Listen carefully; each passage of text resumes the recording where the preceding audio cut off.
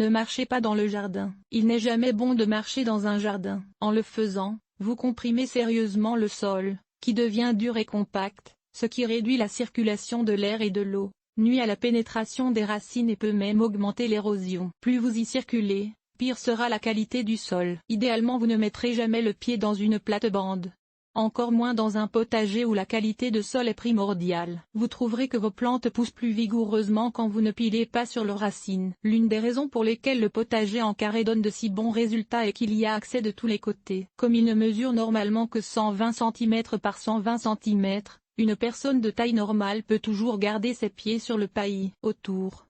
Jamais il n'a à y poser les pieds. Et si les aficionados des potagers plus classiques, en long rang étroit, se sentent obligés de passer annuellement le motoculteur. Rotoculteur, c'est en très bonne partie dans une tentative assez vaine pour réparer les dégâts causés tout l'été précédent par leur circulation entre les rangs. Dans le cas d'une plate-bande étroite, vous pouvez aussi y travailler sans y mettre le pied, mais plus plate-bande est large, plus vous avez besoin d'y marcher. Ainsi, il est toujours sage de prévoir de petits sentiers à travers une vaste plate-bande. Il peut s'agir de simples passe-pieds de dalles ou de pas japonais et ils n'ont même pas besoin d'être très visibles, pour autant que vous, le jardinier, savez où ils se trouvent. L'idée est de toujours poser les pieds sur ces pierres pour ne pas avoir à les poser sur le sol de la plate-bande en travaillant.